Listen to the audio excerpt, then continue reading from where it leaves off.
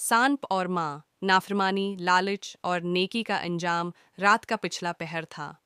चांद आसमान पर अकेला चमक रहा था, जैसे सारी दुनिया के गम देख रहा हो।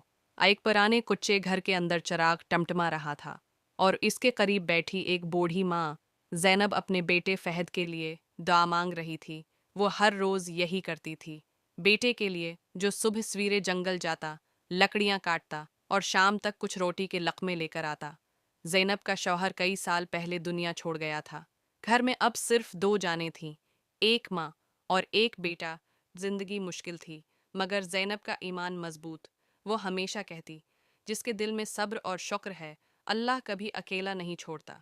सूरज की पहली किरण ने आसमान को रोशन किया।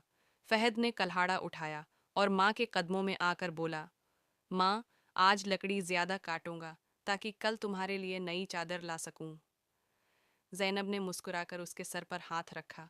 बेटा, चीज़ें नहीं, नियत बड़ी होनी चाहिए। अल्लाह ने चाहा तो तुम्हें सब कुछ मिलेगा। फहद मुस्कुराकर घर से निकला।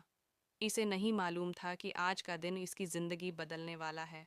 जंगल घुना और खामोश था। परिंदों की आवाज़ें भी कहीं खो गई थीं। फहद लकड़ियाँ काटने लगा, लेकिन कुछ फासले पर उसे अजीब सा सरसराहट का एहसास हुआ। जब वो करीब गया तो देखा, एक बड़ा काला सानिप पत्थर के नीचे दबा हुआ तड़प रहा था। उसके जिस्म पर जख्मों से खून बह रहा था, और वो जिंदगी और मौत के बीच लटक रहा था। फहद के दिल में खौफ आया। उसके हाथ कांपने लगे, लेकिन फिर एक ख्याल आया, ये भी अल्लाह की मखलूक है, शायद मेरा इम्तिहान है। उसने लकड़ी की मदद से पत्थर हटाया। सांप ने हरकत की, मगर फहद ने दौड़ रहते हुए अपने कपड़े का एक टुकड़ा फाड़ा और उसके जख्म पर बांध दिया। सांप ने उसकी तरफ देखा। वो नज़रों में शिकरगुजारी थी, फिर आहिस्ता आहिस्ता घास में गायब हो गया। फहद ने दिल में कहा, मैंने एक जान बचाई, अल्लाह बेहतर बदला देगा। कुछ दिन गुजर गए। जिंदगी अपनी मामूल पर थी। एक दिन फहद लकड़ियां काटते हुए इसी मकाम से गुजरा तो अचानक वही सांप उसके सामने आया, लेकिन इस बार इसके जिस्म पर चमक थी और आंखों में सुकून। सांप बोला, ए इंसान, तूने मेरी जान बचाई, मैं तेरा एहसानमंद हूँ।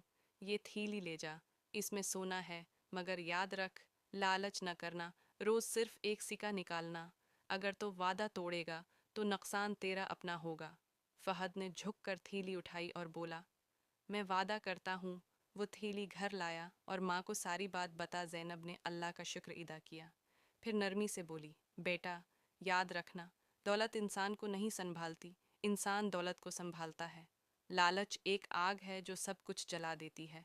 अगर वादा करो तो पूरा निभाओ। फहद ने वादा किया और फिर रोज़ एक सिक्का निकाल कर ज़िंदगी बेहतर बनाने लगा। कुछ ही दिनों में उनका घर साफ सुथरा हो गया। खाने पीने की तंगी ख़त्म, कपड़े नए। माँ खुश थी और बेटे पर फ़ख्र करती थी।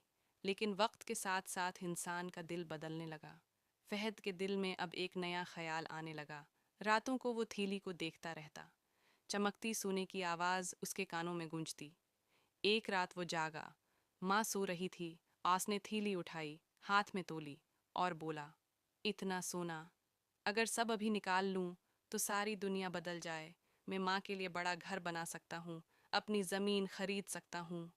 माँ जाग गई। ज़ैनब ने बेटे को देखा और आहिस्ता से बोली, बेटा, मैं तुझे पहचानती हूँ, दिल में लालच आ गया है ना?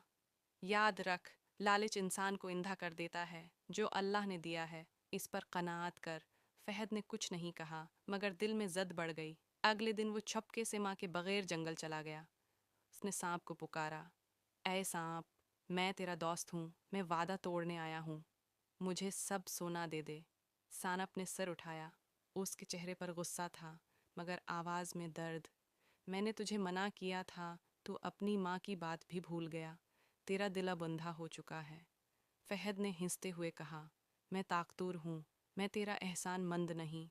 और उसने लकड़ी उठाकर सांप पर वार किया। सानिप ने एक लम्हे में खुद को बचाया और उसके बाजू पर डिस लिया। जहर तेज़ी से जिस्म में फैलने लगा। फहद चीखा, गिरा और ज़मीन पर तड़पने लगा।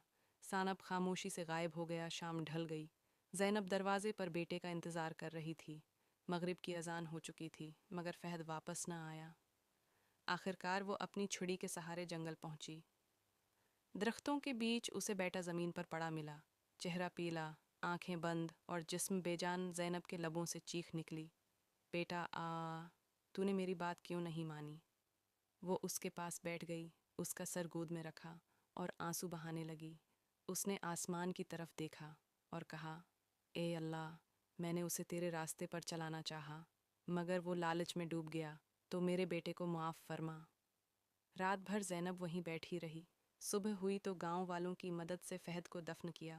وہ خود قبر کے پاس بیٹھی، خاموش آنکھوں سے آنسو بہہ رہے تھے، مگر ہونٹوں پر الحمدللہ جاری تھا۔ چند دن بعد گاؤں والے حیران تھے۔ روز صبح ایک سانپ قبر کے قریب آتا، قبر کے گرد چکر لگاتا، جیسے پہرا دے رہا ہو۔ جب وہ آتا تو قبر سے خوشبو آنے لگتی۔ زینب نے ایک دن اسے دیکھا اور مسکرا کر کہا، تو وفادار نکلا، اور میرا بیٹا نافرمان، شاید اب تو اس کی حفاظت کر رہا ہے۔ سانپ نے ایک لمحے کو رکھ کر ماں کی طرف دیکھا، پھر آہستہ سے جھک کر زمین پر سر رکھا، جیسے معافی مانگ رہا ہو، اور پھر خاموشی سے چلا گیا۔ زینب نے بیٹے کی قبر پر بیٹھ کر کہا، بیٹا، تو چلا گیا، مگر ماں کی محبت نہیں مرے گی۔